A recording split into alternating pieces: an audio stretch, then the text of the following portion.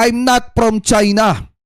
Why will your staff make a meme towards me? O meme towards me, mga kababayan. So ito, i-play po natin. Effort and time for good relations despite the dispute. Tapos yung general, naka-uniforme pa siya on official time, will show this caricature. So my point, Mr. President, is naghahalo-halo kasi itong resolution na to eh. Kung ano tama't mali. Let's assume. Tsaka tandaan nyo, mga kababayan, itong mga ito, itong mga Chinador na ito, galit na galit sila nung ginawa ng caricature si Xi Jinping. Pero hindi sila nagbigay ng kahit katiting na salita nung mga panahon na yung isang Philippine Coast Guard ay naputulan ng daliri dahil, mga kababayan, sa pagtatanggol sa ating teritoryo at sa panghaharas at pangbubuli dito pong mga Chinese Coast Guard. Kita nyo kung gaano sila kung gaano ka-Chinador itong mga ito. Talagang dapat lang talagang tawagin kayo ng taong bayan na Chinador. Dahil nung panahon na kailangan ng taong bayan yung boses ninyo, tahimik kayo. Tapos ngayon, na ginawa ng caricature, itong presidente ng China, nag-iingay kayo. Kayo ba ay presidente ng, kayo ba ay senador na inuluklok ng mamamayang Pilipino? Senador pa ba kayo na masasabi ng Pilipinas? Diba? Senator pa ba itong mga ito ng taong bayan? Kasi sa totoo lang, tahimik sila kapag ka tayo yung naaapi, mga kabayan, kapag ka napuputulan ng isang daliri, yung Philippine Coast Guard. Samantala, caricature lang na ginawa dun sa presidente ng China. Galit na itong mga to. I will not grant because hindi ko alam yung statements niyo, Mr. President. I have to admit that. Okay? Pero naghahalo din yung statement si Tariela. We cannot pass this resolution saying that Commodore Tariela is correct because he's wrong. If he just simply stated, I love the Philippines, I will fight for our territory, I'll fight for our sovereignty rights, I will do my duty, but sorry, dahil uminit ulo ko, nilabas ko to, pero hindi official yan. Tapos tayo. We beg to disagree, Mr. President, that Mr. Commodore Tariela is mistaken. So, he would not have put this... Kasi sa totoo lang, mga kababayan, hindi natin pwedeng sabihin nagkamali si Commodore J. Tariela. Maliwanag yung kanyang maliwanag yung kanyang salubin, maliwanag yung kanyang mandato na talagang magbigay boses, ipaalam sa taong bayan kung ano yung totoong nangyayari sa issue ng West Philippine Sea, kung ano yung ginagawang pambubuli sa sarili nating karagatan, sa sarili nating teritoryo. Hindi pwedeng sabihin na mali siya porkit merong caricature, mga kababayan, na mukha ni Xi Jinping. Dahil aminin man nila or hindi nitong mga Chinador na ito na yung nangyayari na kaguluhan sa West Philippine Sea, yung iba dyan ang gagaling din kay Xi Jinping, mga kababayan. Siya rin na nag-uutos niyan kasi siya ang Prime Minister, ang presidente ng China. Sa tingin nyo ba gagalaw yung mga Chinese Coast Guard na yan kung walang basbas ng Pangulo ng China? Siyempre hindi. Diba? Kaya tama lang yung ginagawa dito, yung sinasabi dito ni Commodore J. Tariela. Anyway, tuloy pa natin. Resolution and authored it if we felt Mr. Tariela. So that's what I want to elicit. So the authors of this resolution is saying, pwede. So kung ang official ng presidente is to have certain decorum sa presidente ng China, pwede yung isang general hindi sumunod. Ang sa kanya, bastusin natin yung Pangulo ng isang bansa. Mr. President, that is his interpretation? No. Bastos yun. No, that is your interpretation. No. So if I ask them now... Mr. President, we beg to disagree. Can you show the slide? Mr. President, we beg Mr. to disagree. President, The Department of National Defense... Ngayon, alam mo pala, Senator Alan Peter Cayetano, yung pakiramdam kapag ka binabastos ka. Diba? Alam mo pala yung pakiramdam na ginaganon eh. Bakit tahimik kayo? Nung binastos tayo sa sarili nating teritoryo na naging dahilan para mawala yung isang daliri ng ating Coast Guard. Binuli tayo sa sarili nating teritoryo. Bakit ngayon kayo nagsasalita ng ganyan? Kakapal na mukha ng mga to, no? Anyway, tuloy pa natin. Has issued a statement condemning China's remarks, Mr. President. We're not talking about, Mr. President, if you look at the DFA, it was also telling Tariela, but not directly. It says... It was saying, follow the decorum, Mr. President. Mr. President, kung ganyan ang stand natin, then my staff now can show a meme of you.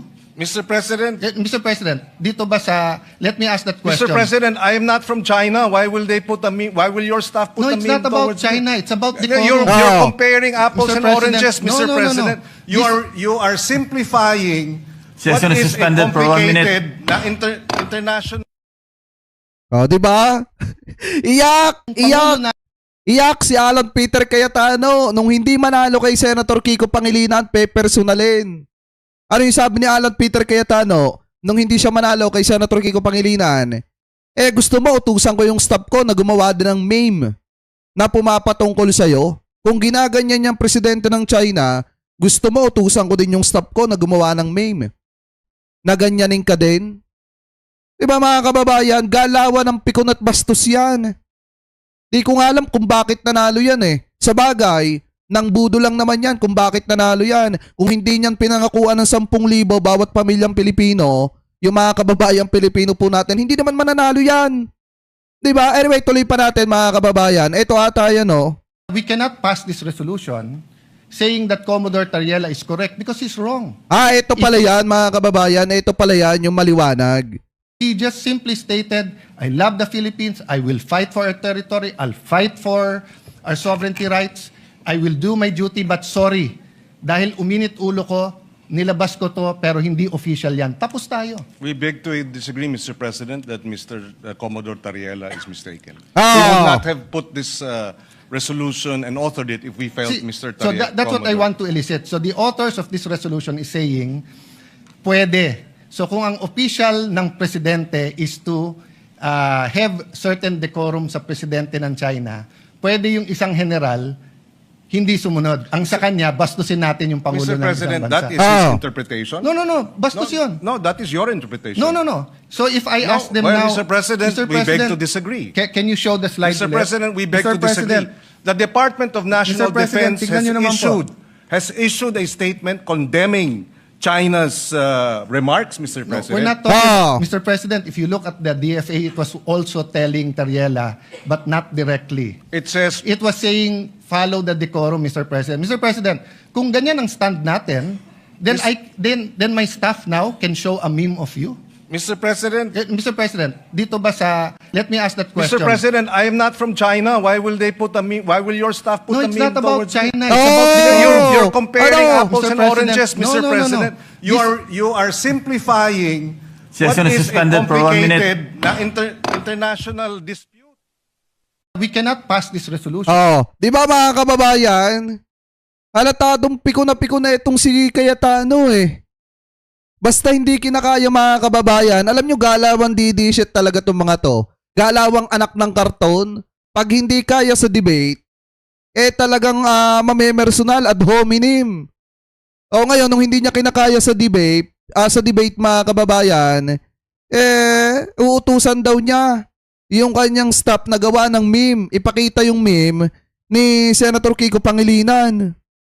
Diba ad hominem? Pag hindi kaya sa debate, ad hominem ang ipinantitira, ganyang kabasto sa mga anak ng karton. Diba ngayon, tapos nagtataka, etong sina Cayetano kung bakit daw sila tinatawag na Chinador mga kababayan. Ito papakinggan natin. There are some gains in the Scarborough. Of course, I hope that they'll gain. Kaya nga ulit-ulitin ko. Pareho stand natin, atin to eh. Yung Wala, ibang stand nyo. approach natin ang iba. And tayo, nakakapag-discuss tayo. I will agree with you or disagree. You will disagree with me. But I will not call you hypocrite, pro-China, anti-China, anti-Philippines, ganyan. Because Hindi kasi eto mga kababayan para maliwanag hindi namin kayo masisisi. Diba? Lalo na yung mga nasa gobyerno, hindi kayo pwedeng sisihin ng mga nasa gobyerno kung bakit, lalo na, eto mga senador na ito, hindi nila kayo pwedeng sisihin. Dahil unang-una, bukod sa kayo, bukod sa tayo yung boss nila, dahil tayo nagluklok sa kanila, pangalawa, karapatan nila na magtrabaho para sa mamamayang Pilipino at para sa Pilipinas. At karapatan nilang pangalagaan yung interes ng bansang Pilipinas at interes ng mamamayang Pilipino. So ngayon mga kababayan, hindi nila pwedeng sisihin kayo kung bakit nagagalit kayo na humahantong sa point na ginagawan nyo sila ng meme na may nakalagay na Chinador. At kung bakit nyo sila tinatawag na senador ng China, Chinador. Diba? Kasi alam nyo, ikaw Senator Alan Peter Cayetano, dapat marunong kang makiramdam sa mga kababayang Pilipino natin. Ibig sabihin yan, kapag ginaganyan kayo ng taong bayan, gigil na sa inyong taong bayan. Dahil palpak ang trabahong ginagawa nyo dyan sa Senado. Diba? Hindi nasusunod ang interes ng taong bayan at mas lalong hindi napapaboran ang interes ng Pilipinas sa ginagawa nyo. Kaya wala kayong karapatan na sisihin ng taong bayan kung bakit tinatawag kayo na Chinador o kaya tinatawag kayong makapili. Anyway, tuloy pa natin. Precisely. You know, when I was in the Foreign Affairs Department, question ako ng Malaysian, Indonesian, Indonesian more of curiosity at Vietnamese. Bakit ganito yung strategy? Because nakikinabang sila sa strategy natin pag tayo maingay. But I got the shock of my life. Why? Because when I actually became Foreign Secretary, the funds from the United States for the South China Sea, mas malaki ang nakukuha ng Vietnam kaso sa Pilipinas. Ginera nila ang Vietnam, tinalo sila. Tayo, treaty ally, mas malaki. Ang before the administration of President Duterte, binigyan ng same kind of ship or seacraft ang Taiwan sa Pilipinas. Yung sa kanila may weapon system, may communication system. Sa atin walang weapon system. So paano kasi nung panahon ni dating Pangulong Rodrigo Duterte, pinakisamahan ba niya ng maayos ang Amerika? Hindi, ako nagtatanong lang naman. Kay Senator Alan Peter Cayetano, pinakisamahan ba ni dating Pangulong Rodrigo Duterte ng maayos ang Amerika? Ano ba ginawa niya sa Amerika? 'Di ba? Alam niyo, sa totoo lang mga kababayan, ito kukontrahin lang natin ng konti si Senator Alan Peter Cayetano ha. Sa totoo lang, nag-alok ng malaking tulong noon ang gobyerno ni Donald Trump sa Pilipinas. Kaso ni-refuse ni dating Pangulong Rodrigo Duterte yon. Kaya nga, ano ba naging sagot ni Donald Trump mga kababayan? Okay lang yan. At least hindi kami magagastusan. 'Di ba? Walang masasayang na pera sa amin. Kasi nga sa totoo lang, ang Amerika mga kababayan, nung panahon ni Digong, gusto tayong tulungan. Kaso ni-refuse ni dating Pangulong Rodrigo Duterte yon. At pumunta siya mga kababayan ng China at Russia at doon siya humingi ng tulong. At hindi lang yon. Nung ni-refuse niya yon, minura niya pa ang mga Amerikano, mga kababayan, at tinawag niyang hipokrito. 'Di ba? Para maliwanag lang, kasi fake news yung sinasabi ni Senator Alan Peter Cayetano dito mga kababayan, na parang ang dating, walang itinulong sa atin ng Amerika. Sa totoo lang mga kababayan, pinagtangkaan ng Amerika na tulungan tayo noon. Na si Duterte pa ang presidente, kaso nirefuse ni Duterte yon. So Mr. President, what I'm saying is that pareho tayo ng stand. Pareho natin mahal ang Pilipinas, pareho natin gustong Hindi. makinabang ang Hindi mo mahal ang Pilipinas. Kung mahal mo ang Pilipinas, dapat interest ng Pilipinas yung iisipin mo. bawat Pilipino, ang anak ng anak ng anak ng anak ng anak natin. You know, President Cory, in her visit to China, actually started the discussion on this. So it's not new, no? So if you have comment, Mr. President, then can I have just a few more preliminary? There are some gains in the Scarborough of Ayan. Hindi na rin ako nagtataka kung bakit siya pinaglalaroan ni ni Sir Ronald Llamas. Kasi sa totoo lang mga kababayan, dinamay niya kanina si Sir Ronald Llamas doon sa kanyang presentation.